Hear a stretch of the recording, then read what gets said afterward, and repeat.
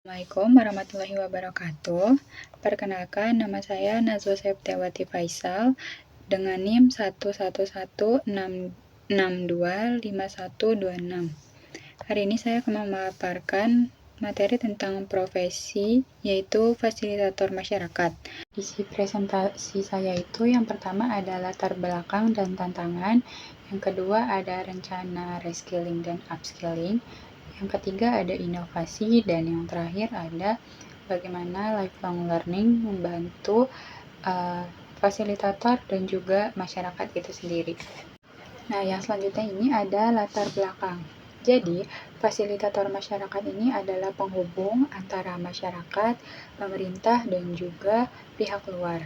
Yang dimana tugas utamanya itu untuk membantu masyarakat menemukan potensi yang mereka punya dan mendorong mereka untuk terus berkembang. Seorang fasilitator itu gak cuma sebagai pendamping, tapi juga sebagai teman belajar yang tumbuh bersama dengan masyarakat. Tujuannya itu agar masyarakat tidak hanya menerima bantuan dari fasilitator, tapi juga mereka ini mampu untuk berdiri di kaki mereka sendiri. Dari penjelasan latar belakang, di sini fasilitator juga punya beberapa tantangan. Yang pertama itu ada partisipasi masyarakat yang masih rendah. Jadi, banyak masyarakat yang belum terbiasa untuk terlibat dalam suatu program yang dibuat. Terus yang kedua juga ada akses teknologi yang terbatas, yang dimana literasi digital masyarakat ini bisa dibilang cukup rendah, sehingga informasi dan peluang yang kadang mereka dapatkan itu sering terlewatkan begitu saja. Terus yang ketiga itu ada kepercayaan masyarakat yang belum kuat, yang dimana masih banyak masyarakat yang ragu dan tidak yakin dengan program atau pembangunan dari pihak luar. Nah, dengan tantangan ini menjadi alasan bagi saya untuk terus belajar dan meningkatkan kemampuan diri saya agar bisa menjadi fasilitator yang baik. Yang selanjutnya ada roadmap reskilling dan upskilling. Nah, jadi untuk menjawab tantangan yang tadi saya bilang, saya ini udah membuat roadmap pembelajaran melalui reskilling dan upskilling. Yang pertama itu ada reskilling. Nah, jadi melalui reskilling ini saya akan belajar hal-hal baru yang belum saya kuasai, seperti riset sosial, analisis data komunitas, terus manajemen konflik, kepemimpinan partisipatif, dan juga pemasaran digital.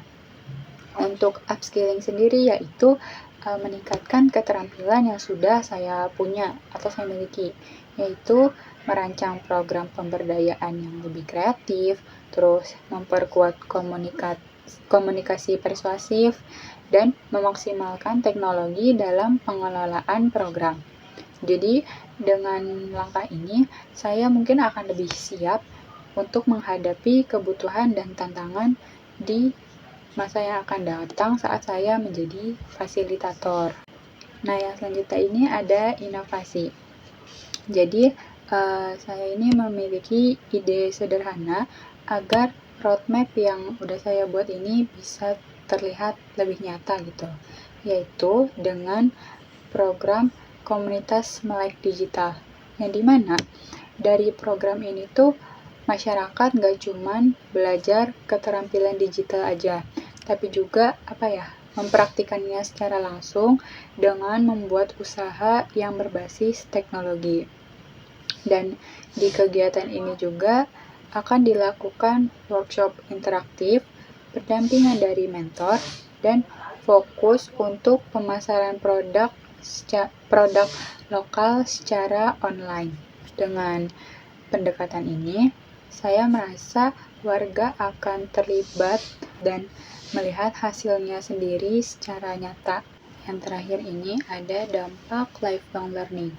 Jadi, sesuai dengan prinsip lifelong learning atau belajar sepanjang hayat, ini tuh memiliki dampak yang cukup besar, baik untuk fasilitator maupun untuk masyarakat itu sendiri. Jadi, lifelong learning ini akan membuat saya untuk terus berkembang.